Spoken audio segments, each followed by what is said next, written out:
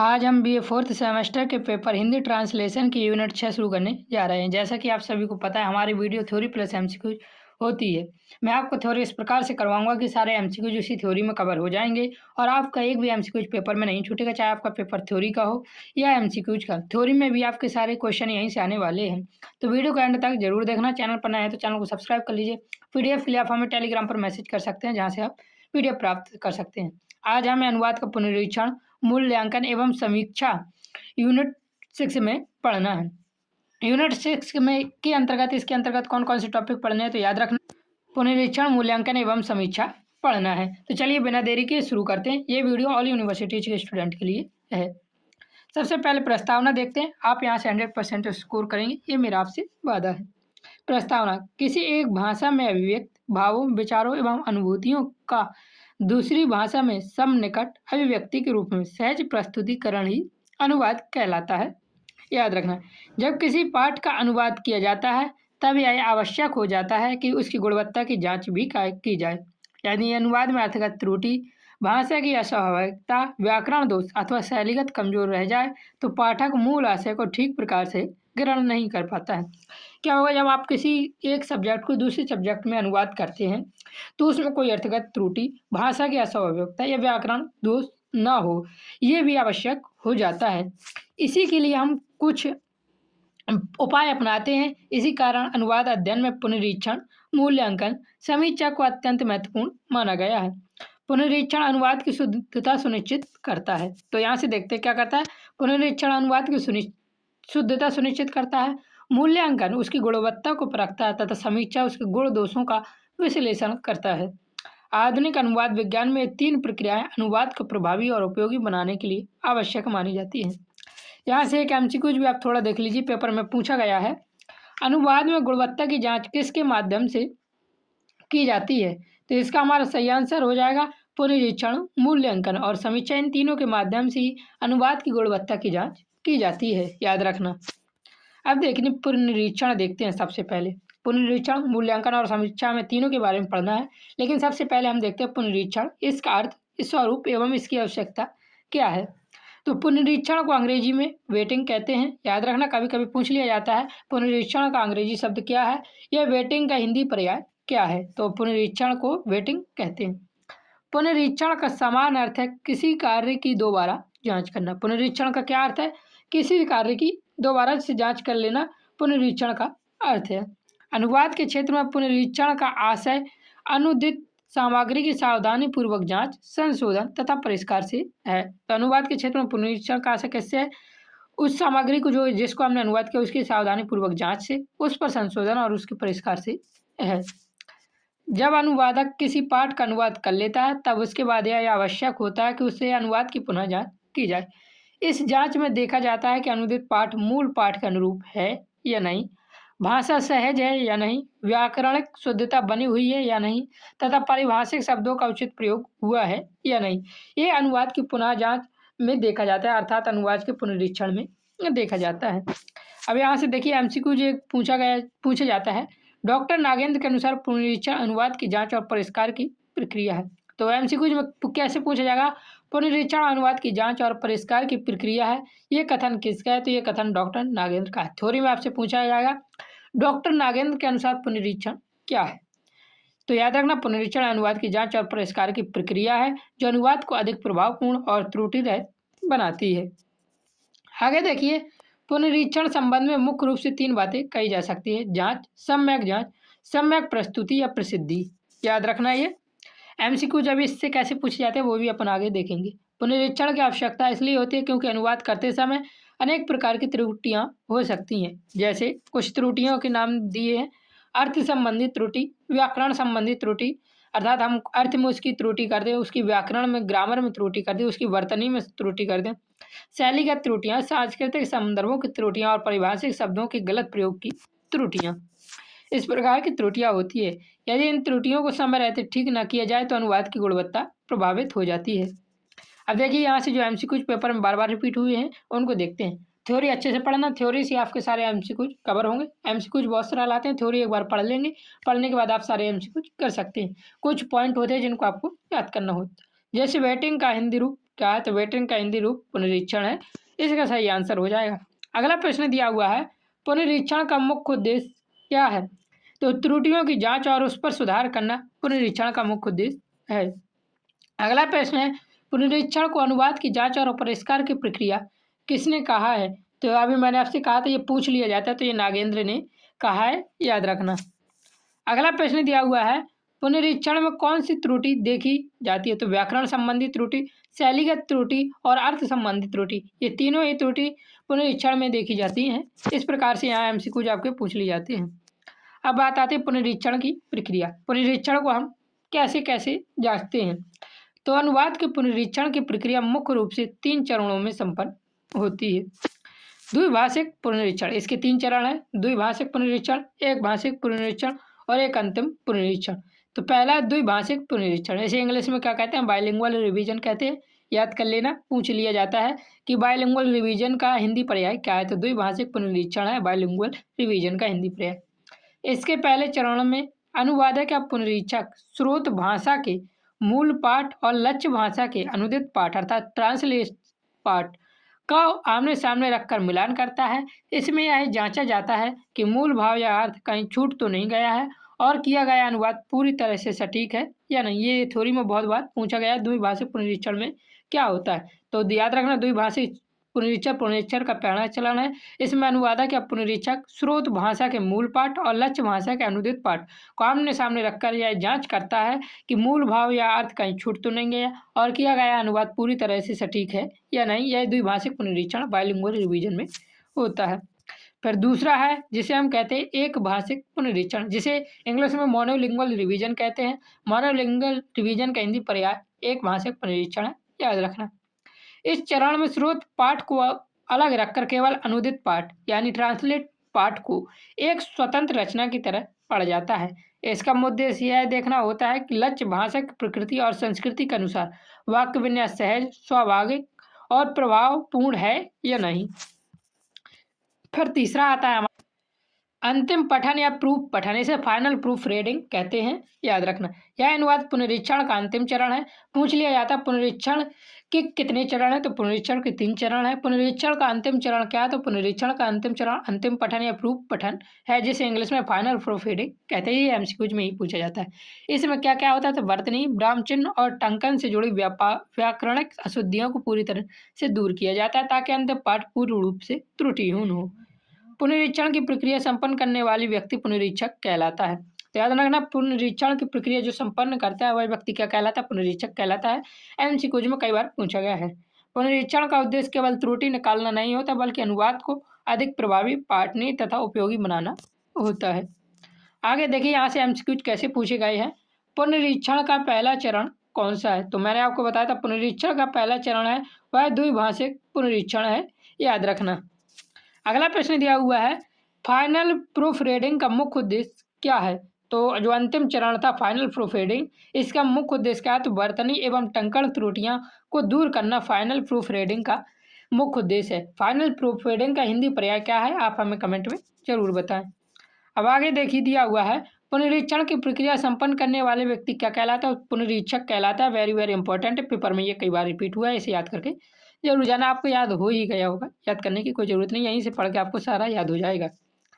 पुनरीक्षक के क्या गुण होने चाहिए? एक सफल पुनरीक्षण में अनेक गुणों का होना आवश्यक माना जाता है। पुनरीक्षक केवल भाषा विशेषज्ञ नहीं होता बल्कि वह एक सजग और सूक्ष्म निरीक्षक भी होता है।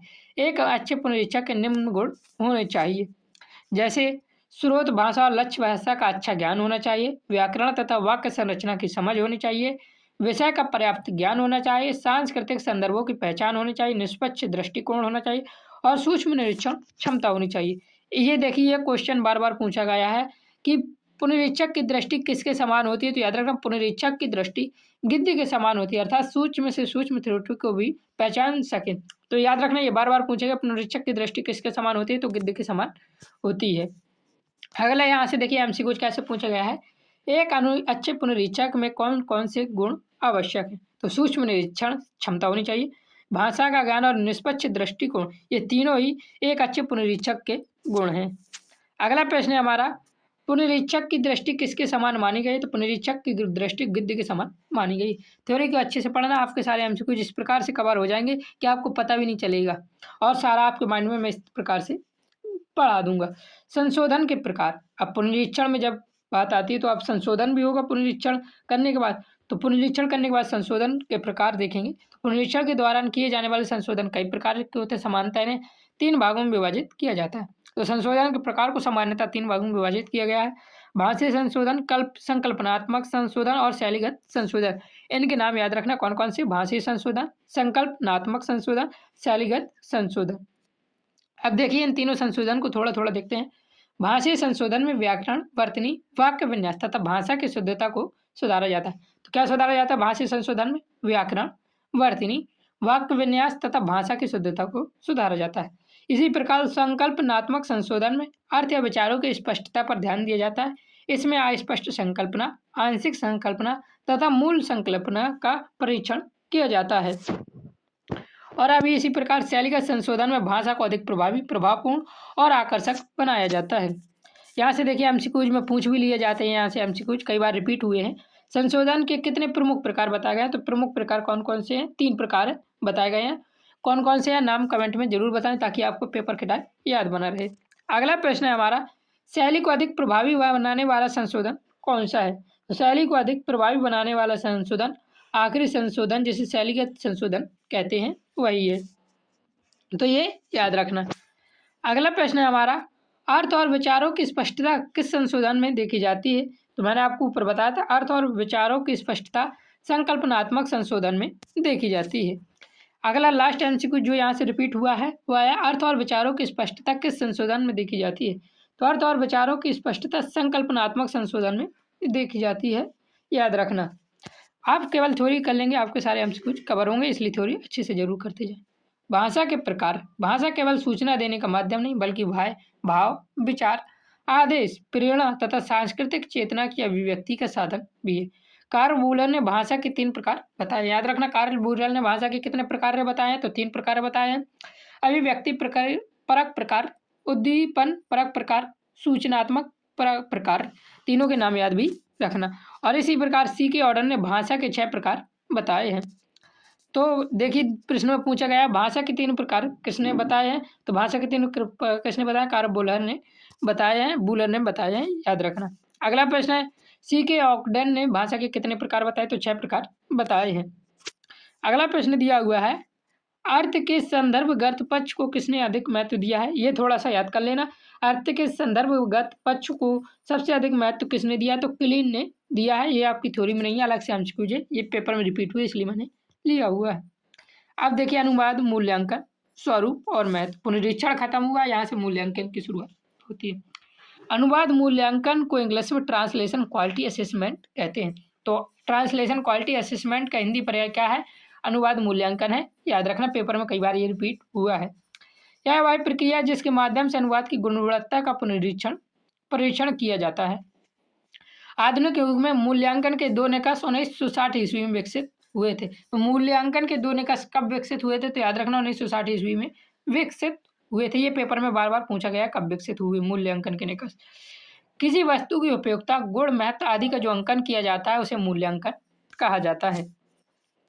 इसी प्रकार अनुवाद मूल्यांकन को उद्देश्य यह जानना होता है कि अनुवाद मूल पाठ के कितना निकट है, पाठक के लिए कितना बोधगम्य है, भाषा की दृष्टि से कितना प्रभावी, उद्देश्य की पूर्ति करता है या नहीं। यहाँ से देखिए एमसीक्यूज भी पूछ लिए जाते हैं, ये किसी के अनुसार अनुवाद का मूल्यांकन क्या है उसके बारे में। तो डॉक्टर कृष्ण कुमार गोस्वामी के अनुसार वास्तव में अनुवाद का मूल्यांकन अनुवाद कौशल का मूल्यांकन है। तो किसने कहा था वास्तव में अनुवाद का मूल्यांकन अनुवाद कौशल का मूल्यांकन है? तो डॉक्टर कृष्ण कुमार गोस्वामी ने कहा था। एल फोस्टर ने भी अनुवाद मूल्यांकन में भाषा प्रभाव तथा पाठ की प्रतिक्रिया को महत्वपूर्ण माना है। अब देखिए यहाँ से रिपीटेड एमसीक्यूज को देखते हैं। ट्रांसलेशन क्वालिटी असेसमेंट का हिंदी रूप क्या है या हिंदी पर्याय क्या है? तो इसका आंसर क्या हो जाएगा? अनुवाद मूल्यांकन इसका हिंदी पर्याय है, पेपर में कई बार ये पूछा गया है। अगला प्रश्न है, आधुनिक युग में मूल्यांकन के 2 निकाय किस वर्ष विकसित हुए थे? तो इसका आंसर आप हमें कमेंट में बताएंगे। मैंने कहा था इसे अच्छे से याद करना, पेपर में बार बार पूछा गया है, तो आंसर कमेंट में जरूर बताएं। अगला प्रश्न दिया हुआ है, अनुवाद का मूल्यांकन अनुवाद कौशल का मूल्यांकन है। यह कथन किसका है? तो ये कथन किसका है? याद रखना कृष्ण कुमार गोस्वामी का है और ये बार-बार पेपर में पूछा गया है, इसे भी अच्छे से याद रखना। अब अनुवाद मूल्यांकन की पद्धतियाँ, उनके नाम बस देखेंगे हम यहाँ पर और ज़्यादा कुछ नहीं। तो अनुवाद मूल्यांकन की प्रमुख पद्धतियाँ निम्न हैं, जिनमें 2 पद्धतियाँ हैं। याद रखना पुनर्नुवाद आधारित मूल्यांकन और अनुक्रिया आधारित मूल्यांकन। पूछ लिया जाता है अनुवाद मूल्यांकन की निम्न में से कौन सी पद्धति है? तो 2 पद्धति ही दी होंगी, पुनर्नुवाद आधारित मूल्यांकन या अनुक्रिया आधारित मूल्यांकन। याद रख लेना, ये पेपर में पूछ लिया जाता है। अब अनुवाद मूल्यांकन के प्रकार भी होते हैं। तो अनुवाद मूल्यांकन के 2 प्रमुख प्रकार होते हैं, प्रभाववादी मूल्यांकन और व्यवहारवादी मूल्यांकन। देखिए ये प्रकार हैं और ये पद्धतियाँ हैं। पद्धतियाँ में पुनर्नुवाद आधारित मूल्यांकन, अनुक्रिया आधारित मूल्यांकन, और प्रकार में प्रभाववादी मूल्यांकन और व्यवहारवादी मूल्यांकन। अब दोनों को देखते हैं, प्रभाववादी मूल्यांकन और व्यवहारवादी मूल्यांकन क्या है। तो प्रभाववादी मूल्यांकन में यह देखा जाता है कि अनुवाद पाठक पर कैसा प्रभाव उत्पन्न करता है, और व्यवहारवादी मूल्यांकन में यह देखा जाता है कि अनुवाद व्यावहारिक दृष्टि से कितना उपयोगी और प्रभावी है। तो प्रभाव मूल्यांकन में क्या देखा जाएगा? अनुवाद पाठक पर कैसा प्रभाव उत्पन्न करता है, और व्यवहारवादी मूल्यांकन में अनुवाद व्यावहारिक दृष्टि से कितना उपयोगी और प्रभावी है। अब देखिए एमसीक्यूज में मैंने बताया था, पूछ लिया जाता है अनुवाद मूल्यांकन की प्रमुख पद्धति कौन सी है? तो ये प्रमुख पद्धति 2 हैं, पुनर्नुवाद आधारित पद्धति और अनुक्रिया आधारित पद्धति। तो उपरोक्त दोनों इसका सही आंसर हो जाएगा। और ये प्रकार से क्वेश्चन पूछा गया है, प्रभाववादी मूल्यांकन में क्या देखा जाता है? तो पाठक पर प्रभाव कैसा पड़ रहा है, ये अनुवाद वो मूल्यांकन में, प्रभाववादी मूल्यांकन में देखा जाता है, याद रखना। अगला प्रश्न इसी प्रकार व्यवहारवादी मूल्यांकन में किस पर ध्यान दिया जाता है? तो व्यवहारिक उपयोगिता पर व्यवहारवादी मूल्यांकन में ध्यान दिया जाता है। अब देखिए नायवर्डा एवं टेबर का योगदान देखिए अनुवाद मूल्यांकन में। तो यूजीन ए नायडा इनका पूरा नाम था, ये एक प्रसिद्ध भाषा विज्ञानी थे। अनुवाद मूल्यांकन के क्षेत्र में इनका विशेष योगदान माना जाता है। नायडा एवं टेबर ने अनुवाद मूल्यांकन के 3 प्रमुख आधार बताए हैं। नाम याद रखना, संदेश का सहज संप्रेषण, पाठनीयता द्वारा बोधन और पाठक की अभिरुचि। तो नायडा एवं टेबर के अनुवाद मूल्यांकन की 3 प्रमुख आधार हैं, संदेश का सहज संप्रेषण, पाठनीयता द्वारा बोधन, पाठक की अभिरुचि। इसके अनुसार अच्छा अनुवाद वही है जो पाठक के सहज रूप में समझ आए तथा मूल पाठ जैसा प्रभाव उत्पन्न करे। नायडा एवं टेबर ने अनुक्रिया संबंधी प्रभाव को मापने के लिए 4 प्रयोगात्मक अध्ययन भी किए थे। तो याद रखना, नायडा एवं टेबर ने अनुक्रिया संबंधी प्रभाव मापने के लिए कितने प्रयोगात्मक अध्ययन किए थे? तो 4 प्रयोगात्मक अध्ययन किए थे, पेपर में पूछ लिया जाता है। क्लोज परीक्षण, यहाँ से वेरी वेरी इंपॉर्टेंट कुछ पूछे जाते हैं और आपकी थ्योरी में भी पूछ लिया जाता है। क्लोज परीक्षण का प्रयोग टेबर ने 1953 ईस्वी में प्रारंभ किया था। इसका उद्देश्य पाठ की बोधगम्यता को परखना था। इस परीक्षण में किसी पाठ के कुछ शब्द हटाकर पाठक से रिक्त स्थान भरने के लिए कहा जाता है। यदि पाठक सही शब्द भर सके तो यह माना जाता है कि पाठ बोधगम्य है। तो क्लोज परीक्षण में क्या होता है? तो याद रखना कि एक पाठक द्वारा, यानी हम यदि पाठक है तो हमसे उस पढ़ने के बाद उस टॉपिक को उसमें रिक्त स्थानों पर सही शब्द भरने को कहा जाता है। यदि हमने सही शब्द पढ़ लिए तो पाठ बोधगम्य है, यह माना जाएगा। और ये कब किया था प्रयोग? तो 1953 में टेबर ने किया था क्लोज परीक्षण का प्रयोग। यह पुनरीक्षण अनुवाद की गुणवत्ता जांचने का प्रभावी माध्यम माना जाता है। अब देखिए क्लोज टेस्ट का प्रयोग किसने प्रारंभ किया? तो टेबर ने प्रारंभ किया था, याद रखना।